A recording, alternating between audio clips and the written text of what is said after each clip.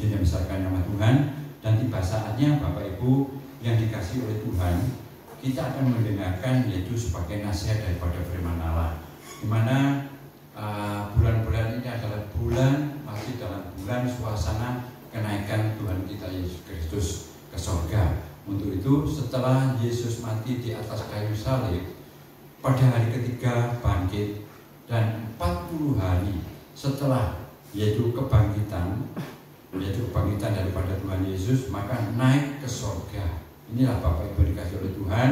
Mari kita membaca yaitu di dalam Kisah Para Rasul pasal yang pertama, ayatnya yang ke-9 sampai dengan ayat yang ke-11. Tetapi tidak ada salahnya kami baca mulai dari ayat yang ke-6, tapi penekanannya nanti kita ambil dari ayat yang ke-9 sampai dengan 11. Yang berbunyi demikian, perikopnya adalah Yesus terangkat ke surga.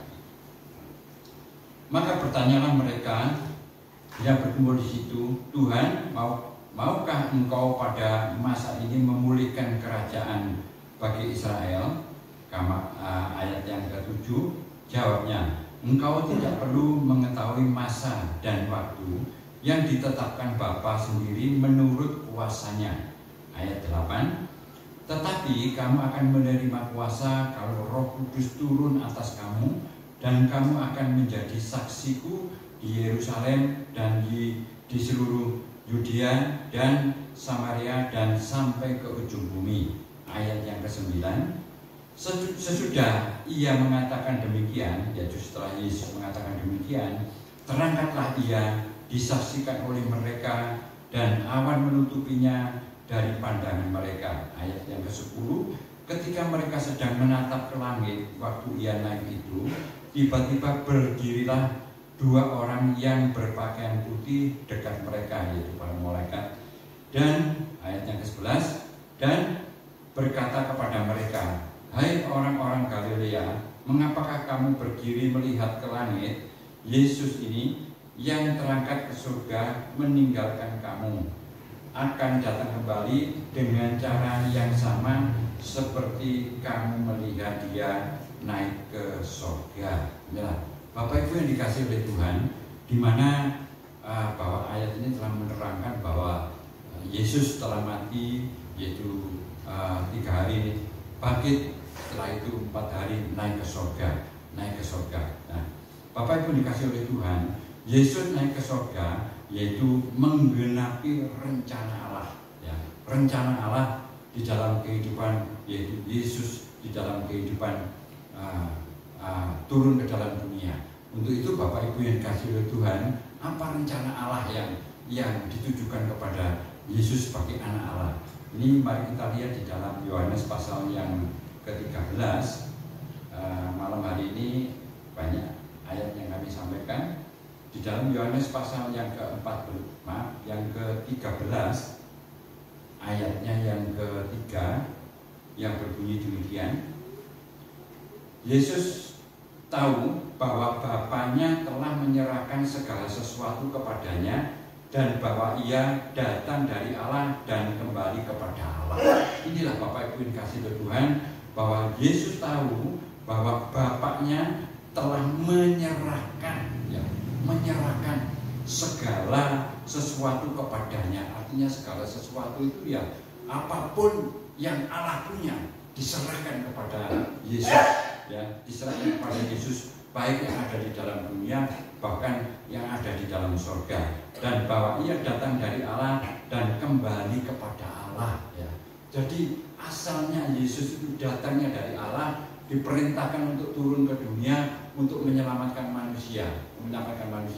Sudah selesai tugasnya, sehingga Yesus kembali kepada Allah, yaitu kembali ke surga. Untuk itu Bapak Ibu dikasih oleh Tuhan, betapa luar biasanya, ya, luar biasa. Kalau jadi kenaikan Yesus ke surga, mungkin Bapak Ibu ingin bertanya, apa maksud daripada Yesus telah turun ke dalam dunia sehingga menyelamatkan manusia, sehingga kembali ke surga, ya.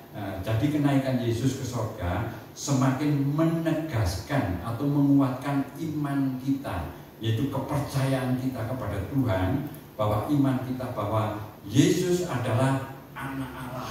Itulah. Bahwa di mana di dalam Yohanes pasal 3 ayat 16 yang sering kita dengarkan bahwa karena begitu besar kasih Allah akan dunia sehingga dikaruniakan putranya yang tunggal yaitu Yesus Kristus datang ke dalam dunia untuk menyelamatkan manusia. Untuk itu Bapak Ibu dikasihi Tuhan bahwa Yesus bahwa benar-benar sebagai anak Allah. Bukan itu aja, bukan Allah aja yang mengatakan demikian, tetapi para kepala keamanan, ya, kepala keamanan Romawi juga mengatakan demikian. Kalau kita yaitu baca di waktu penyaliban yaitu Yesus, yaitu di dalam Markus, ya, kalau kita melihat di dalam Markus Bapak Ibu ya, kalau kita baca di dalam Markus pasalnya yang ke-15. Markus pasal 15 ayatnya yang ke-38 dan 39 yang berbunyi demikian. Ketika itu tabir bait suci terbelah dua dari atas sampai bawah, itu waktu penyalibannya Bapak Ibu dikasihi Tuhan. Waktu kepala pasukan yang berdiri berhadapan dengan dia melihat matinya demikian, yaitu melihat matinya Yesus demikian, berkatalah ia, sungguh orang ini adalah anak Allah. Yaitu bahwa kepala pasukan keamanan pun juga mengatakan bahwa benar-benar bahwa Yesus adalah anak Allah. Untuk itu Bapak Ibu dikasihi oleh Tuhan, kita jangan sampai kita meragukan lagi bahwa kita pengiringan kita kepada Tuhan, kita punya andalan yang luar biasa bahwa Tuhan itu sanggup menolong kita, Tuhan itu sanggup melindungi, Tuhan itu sanggup memimpin hidup kita. Makanya Bapak Ibu yang dikasihi Tuhan, jangan sampai kita goyah. Sekalipun di dalam dunia ini kita menghadapi goncangan apapun juga, mungkin ada orang yang mulai olah-alik, mulai otak-atik, mulai menyimpangkan firman Tuhan. Mari kita tetap berpegang kepada firman Tuhan. Kita tetap berpegang kepada firman Tuhan. Jangan sampai kita goyah. Meskipun ada orang yang mengatakan bermacam-macam hal, ya, yang penting kita ini adalah nikmati kuasa Tuhan di dalam kehidupan kita. Saya yakin dan percaya kalau kita ini merasakan pertolongan Tuhan, merasakan kuasa-kuasa Tuhan yang bekerja di dalam kehidupan kita, kita pasti akan mengalami satu mujizat yang luar biasa. Makanya Bapak Ibu yang dikasihi oleh Tuhan, tadi sudah mengatakan bahwa Yesus benar-benar adalah anak Allah yang diberi kuasa oleh Bapa di surga untuk melakukan apapun juga, baik yang ada di dalam dunia maupun nanti yang ada di dalam surga. Itu yang pertama. Yang kedua, Bapak Ibu yang dikasihi oleh Tuhan, kenaikan Yesus ke surga juga untuk menggenapi janjinya kepada umat manusia yang percaya kepadanya, ya, yaitu menggenapi janjinya. Apa janjinya? Yaitu memberikan seorang penghibur, seorang penolong. Kalau kita baca ya dalam Yohanes yang sering kita baca dan sering kita dengar dalam Yohanes pasal yang ke-14 ayatnya yang ke-15 sampai 18 yang berbunyi demikian. Yesus menjadikan penghibur. Jikalau kamu mengasihi aku, kamu akan menuruti segala perintahku. Ini ditujukan kepada murid-muridnya. Demikian pun juga pada malam hari ini firman Tuhan ditujukan kepada kita yang mendengarkan firman Tuhan saat ini. Jikalau kamu mengasihi aku, nah ini pertanyaannya, apakah kita mengasihi Tuhan? Bahkan firman Tuhan juga mengatakan yang Yohanes 15 ayat 7 juga mengatakan, jikalau kamu tinggal di dalam aku dan firman-Ku tinggal di dalam kamu. Yaitu ini juga mengatakan jikalau kamu mengasihi aku, jikalau kita mengasihi Tuhan, kamu akan menuruti segala perintahku. Kalau kita ini mengasihi Tuhan, otomatis kita ini akan melakukan apa yang Tuhan berikan kepada kita, yang melakukan firman Tuhan di dalam kehidupan kita. Ayat yang ke-16 mengatakan, aku akan meminta kepada Bapa dan Ia akan memberikan kepadamu seorang penolong yang lain supaya Ia menyertai kamu selama-lamanya. Inilah Bapak Ibu dikasihi Tuhan. Aku akan meminta kepada Bapa, di mana Yesus akan meminta kepada Bapa di surga, yaitu seorang penolong yang lain, yaitu tidak lain adalah Roh Kudus, yaitu Roh Kudus yang akan menolong kita, yang akan menghibur kita, ya, supaya Ia menyertai kamu selama-lamanya. Nah, inilah Bapak Ibu kasih Tuhan. Kalau Roh itu ada dalam kehidupan kita, kalau penolong itu ada dalam kehidupan kita, maka kita ini akan mendapatkan pertolongan dan kita akan disertai, bukan hari ini aja, bukan minggu depan, bukan 1 bulan, 2 bulan, 3 bulan, bukan, untuk selama-lamanya. Ya, firman Tuhan mengatakan kamu akan supaya Ia menyertai kamu selama-lamanya. Ya, kalau roh itu datang kepada kita, yaitu datang kepada kita, maka roh itu akan menyertai kita selama-lamanya. Kemanapun kita pergi, apapun yang kita lakukan, roh itu akan menyertai dalam kehidupan kita. Dan yang ayat yang ke-17 mengatakan bahwa roh kebenaran, yaitu roh kebenaran, dunia tidak dapat menerima dia. Nah, inilah roh kebenaran, dunia tidak dapat menerima dia karena mereka tidak kenal. Tetapi sebab dunia tidak melihat dia, dunia tidak melihat dan tidak mengenal dia. Tetapi kamu mengenal dia. Kita mengenal, Bapak Ibu. Kita mengenal Roh Allah itu, mengenal, ya. Sebab Ia menyertai kamu dan akan diam di dalam kamu. Nah, ya. Roh Allah, Roh Kudus itu akan tinggal di dalam kehidupan kita. Dan ayat yang ke-16 tadi mengatakan akan menyertai kita selama-lamanya. Inilah. Nah, ini bagaimana caranya supaya roh itu tinggal dalam kehidupan kita, yaitu penolong itu tinggal di dalam kita, yaitu yang dinamakan Roh Kudus itu tadi, ya. Ayat yang ke-17 tadi mengatakan yaitu roh kebenaran. Roh kebenaran itu adalah roh daripada Allah sendiri, yaitu roh Kudus. Dunia tidak dapat menerima dia sebab dia tidak melihat dan tidak mengenal dia. Tetapi kamu mengenal dia sebab Ia menyertai kamu dan akan diam di dalam kamu. Nah, inilah Bapak Ibu, mari kita koreksi. Apakah roh Tuhan itu sudah tinggal di dalam kehidupan kita apa belum? Kalau belum, mari kita koreksi. Ya, karena ada satu ayat mengatakan dalam 1 Korintus pasal yang ke-6 ayat 19-20 mengatakan bahwa tidak tahukah bahwa tubuhmu adalah bait Roh Kudus yang berasal dari Allah. Waduh, betapa luar biasa. Kalau Roh Kudus itu tinggal dalam kehidupan kita, tubuh kita ini adalah bait Roh Allah. Ya. Bagaimana Roh Allah itu bisa tinggal di dalam kehidupan kita? Ya, kita harus menjaga bagaimana tubuh kita ini.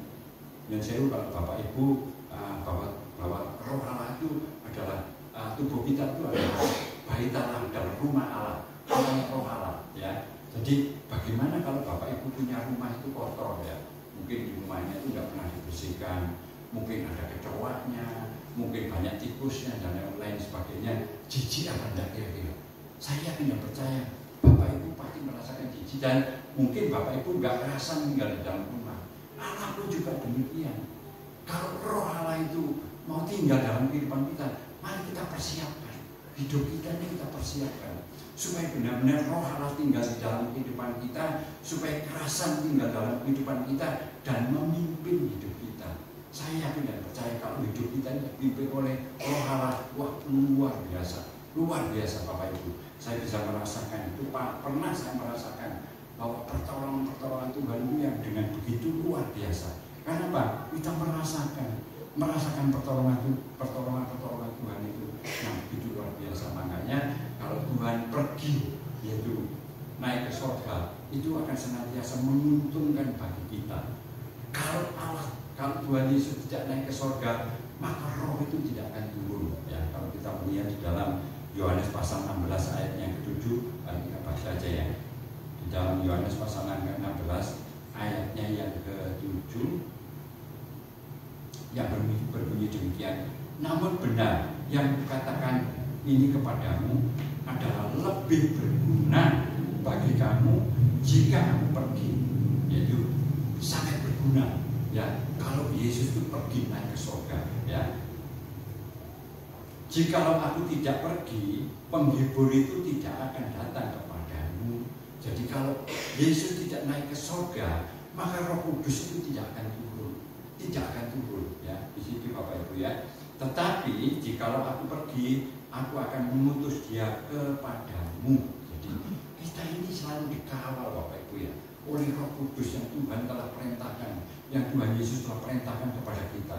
Makanya Bapak Ibu dikasih oleh Tuhan, mari kita jaga supaya Roh Tuhan itu tinggal di dalam kehidupan kita. Kalau Roh Tuhan itu tinggal di dalam kita, hidup kita ini akan selalu dipimpin oleh Roh Tuhan. Dan pimpinan Roh Tuhan itu beda dengan pimpinan pikiran kita. Oh, saya nanti bisnis ini dapat keuntungan sekian ini dan lain sebagainya. Tapi ternyata tidak sesuai dengan itu. Tetapi kadang-kadang kalau Roh Tuhan bekerja, itu datangnya berkat itu tidak kita sangka-sangka, tidak tahu datangnya dari mana. Inilah Tuhan akan bekerja di dalam kehidupan kita. Namanya berkat itu bukan berkat jasmani aja, tetapi banyak berkat, betul banyak berkat, baik berkat jasmani terlebih berkat rohani. Itu akan senantiasa mengalir di dalam kehidupan kita. Ada sukacita ya. Mungkin kita diberkati hanya jasmani aja, belum tentu rohaninya akan diberkati oleh Tuhan. Tapi kalau kita orang dekat kepada Tuhan dan Roh Tuhan itu tinggal dalam kehidupan kita, kita pasti yang terutama kita diberkati rohani kita. Dan yang kedua, masalah berkat rohani itu termasuk nomor 2. Inilah Bapak Ibu dikasih oleh Tuhan. Belum tentu orang punya berkat jasmani banyak, tetapi rohaninya itu tidak ada sukacita, tidak ada damai sejahtera.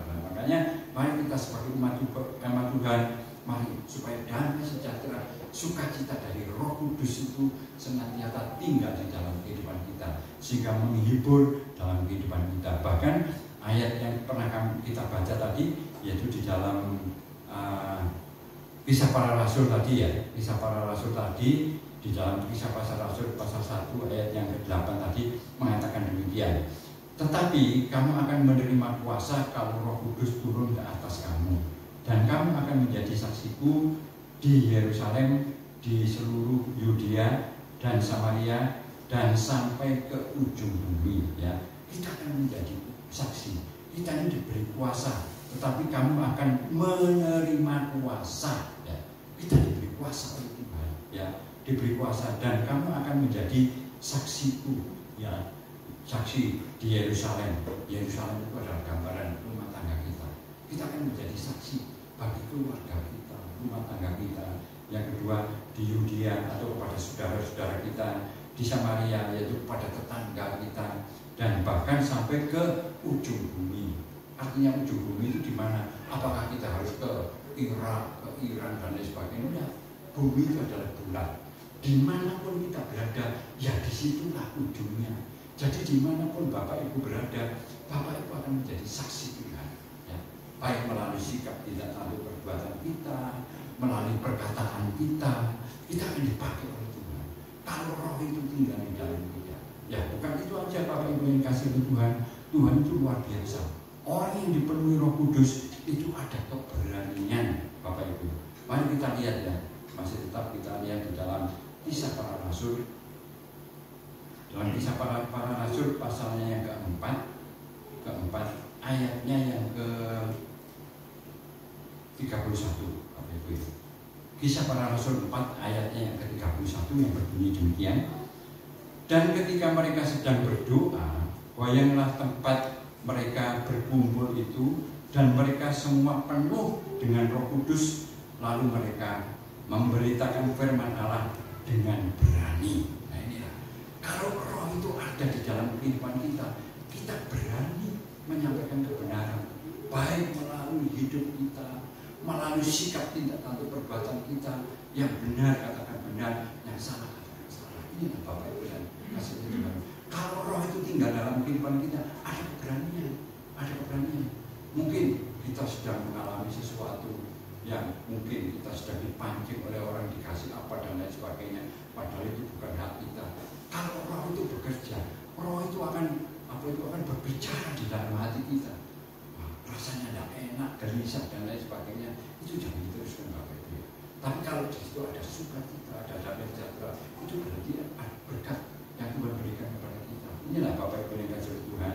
Dan di situ kalau kita mau orang yang setia mengiring kepada Tuhan, dan orang yang senantiasa dengan akan firman Tuhan, saya yakin dan percaya hidup kita akan senantiasa dipimpin oleh kuasa Roh Kudus. Dan demikian pun juga kalau kita ini dipenuhi oleh Roh Kudus, maka ada keberanian untuk menyampaikan kebenaran di dalam kehidupan kita, kemana pun kita pergi. Nah, Bapak Ibu dikasih oleh Tuhan, bukan itu aja. Memang Roh Kudus mencegah. Roh Kudus mencegah, ya. Bisa mencegah, bisa menyuruh. Artinya kita harus peka. Kalau kita Roh Kudus sudah tinggal di dalam kehidupan kita, kita harus peka. Ya. Kalau memang dicegah, jangan sampai kita teruskan. Mungkin ini kok kelihatan, wah ini sangat menguntungkan bagi kita, ya secara jasmani. Tapi kalau Roh berbicara di dalam hati kita, gelisah, mungkin tidak tenang, jangan sampai dilakukan. Tetapi kalau Roh itu ada ketenangan, berarti Tuhan menghendaki dalam kehidupan kita. Inilah Bapak Ibu dikasih oleh Tuhan, mari kita masih tetap membaca di dalam Kisah Para Rasul, ya, pasalnya yang ke-16. Kisah Para Rasul yaitu pasalnya yang ke-16, ayatnya yang ke-4 sampai dengan ayat yang ke-7, yang berbunyi demikian. Di dalam perjalanan keliling dari kota ke kota, yaitu Paulus dan Silas menyampaikan keputusan-keputusan yang diambil para rasul dan para penatua di Yerusalem dengan pesan supaya jemaat-jemaat menurutinya. Dan ayat yang ke-5, demikian jemaat-jemaat diteguhkan di dalam iman dan makin lama makin bertambah besar jumlahnya. Ayat yang ke-6, mereka melintasi tanah Frigia dan tanah Galatia karena Roh Kudus mencegah mereka untuk memberitakan Injil di Asia. Ayat yang ke-7, dan setibanya di Mesia, mereka mencoba masuk ke daerah Bitinia, tetapi Roh Yesus tidak mengizinkan mereka. Roh itu akan memimpin kita, mencegah kita. Demikian juga Bapak Ibu dikasih Tuhan, pernah kami saksikan di sini sekian tahun yang lalu, ya, bahwa tahun 92 kalau tidak salah, antara 92, 97 pemerintah ini mengucurkan dana dalam itu, ya. Semua koperasi mendapatkan uang. Tetapi pada waktu itu saya jadi pengawasnya koperasi. Nah, jadi pengawasnya koperasi, semua itu mendapatkan satu paket, 2 paket, 3 paket. Karena saya pengawas, saya dapat 2 paket. Nah, semua pada ambil. Saya bawa doa malam, Tuhan, apakah Tuhan menghendaki saya mengambil ini? Kok saya bawa doa, saya gelisah Bapak Ibu, ya. Akhirnya semua karyawan, semua pimpinan koperasi, semua pengawas ambil semua. Saya tidak ambil. Namanya ketuanya itu adalah senior saya. Saya ditanya, Pak Rusi kenapa tidak ambil? Tidak Pak, nanti lain kali aja kalau ada. Tidak ada, lain kali tidak ada. Ini ya cuma 1 kali ini. Sama itu bodoh, kata-kata bodoh, ya. Sama itu bodoh. Ini ambil aja, masukkan bank. Anaknya itu buat apa? Belanja setiap hari sudah cukup. Tapi hati ini tidak enak. Saya bawa doa itu, kalau nanti kamu mau nyaur ke siapa? Kalau kamu nggak nyaur, nanti kalau kamu pulang ke rumah Bapak di surga, kamu punya hutang, namanya hutang tetap hutang. Makanya Bapak Ibu dikasih oleh Tuhan, kalau ada orang meninggal itu kan keluarga diikrarkan, ya, istilahnya nyesewu kita enten tanggungan sebatas hubungan dari keluarga, seperti itu. Kan ya kasihan nanti bebankan keluarga, ya, seperti itu. Tapi yang saya dengar di telinga saya itu apa? Yang senior saya mengatakan, sama itu bodoh. Wah, kata-kata bodoh itu rasanya tidak enak. Tapi tidak apa-apa, sudah. Tapi nikmati aja, saya nikmati. Nah, selama sekian tahun, 2007, semua dipanggil ke kantor polisi. Ditanya, kamu dapat berapa ini uang pemerintah, harus kembali. Waduh, ada nyun sewu ini agak kasar. Ada sampai ngurus Bapak Ibu, ngurus. Sampai teman saya itu datang ke kantor, kawan ya staf saya sendiri. Waduh, luar biasa, ya, Bapak itu luar biasa. Kenapa? Semua orang seperti itu Bapak tidak ambil. Sekarang benar, saya dulu dikatakan saya bodoh, tetapi saya pandai di hadapan Tuhan. Saya bilang gitu. Yang luar biasa bukan saya, tapi Tuhan saya yang luar biasa. memberi suara kepada saya, jangan ambil. Ya, Bapak Ibu dikasih oleh Tuhan. Kalau roh Tuhan itu tinggal dalam kehidupan kita, maka hidup kita ini akan dipimpin oleh Tuhan. Bukan itu aja, banyak hal yang Tuhan kerjakan di dalam kehidupan orang percaya. Di dalam Yohanes pasal yang ke-14, mari kita baca ya, di dalam Yohanes pasal yang ke-14. Ayat ini sering kita dengar, bahkan sering ayat ini menjadi ayat hafalan buat kita, tetapi tidak ada salahnya kalau kita renungkan kembali pada malam hari ini, yaitu Yohanes pasal 14 ayat 1 sampai dengan ayat 3 yang berbunyi demikian, yaitu rumah Bapa. Janganlah gelisah hatimu, percayalah kepada Allah, percaya juga kepadaku. Di rumah Bapakku banyak tempat tinggal. Jika tidak demikian, tentu aku mengatakannya kepadamu, sebab aku pergi ke situ untuk menyediakan tempat bagimu. Dan apabila aku telah pergi ke situ dan telah menyediakan tempat bagimu, aku akan datang kembali dan membawa kamu ke tempatku, supaya di mana tempat di mana aku berada, kamu berada. Inilah Bapak Ibu dikasih oleh Tuhan, dengan kenaikan Tuhan Yesus ini akan menjadikan satu keuntungan yang luar biasa, yang menjanjikan kepada kita, menyiapkan tempat kepada kita. Kita sudah disiapkan Bapak Ibu ya, siapkan tempat. Jangan sampai tempat ini di tempat orang lain ya. Kita sudah diberi kapriman di sana sama Tuhan, bahkan sudah diberi sertifikat oleh Tuhan. Apa sertifikatnya? Ya iman kita, keyakinan kita kepada Tuhan. Ini sertifikatnya. Bukan itu aja, bahkan yaitu sertifikatnya pun juga baik keyakinan, kepercayaan, dan baptisan Roh Kudus, itulah yang menjadi sertifikat kita. Makanya Bapak Ibu dikasih oleh Tuhan, mari supaya kita undang Roh Kudus tinggal dalam kehidupan kita, supaya nantinya hidup kita sudah senantiasa diterima oleh Tuhan. Karena apa? Karena kami yakin dan percaya Roh Kudus itulah nanti akan memimpin, membawa kita, yaitu ke seberang sana, ke surga yang kekal. Inilah Bapak Ibu dikasih oleh Tuhan, yaitu yang pertama, Yesus naik ke surga, yaitu menggenapi rencana Allah. Yang kedua, memberi seorang penghibur, yaitu seorang penolong di dalam kehidupan setiap orang percaya. Dan yang ketiga adalah menyediakan tempat bagi kita semua yang percaya kepada Tuhan Yesus dan yang kita setia mengiring kepadanya. Inilah kiranya renungan firman Tuhan boleh senantiasa menjadi berkat bagi kita sekalian.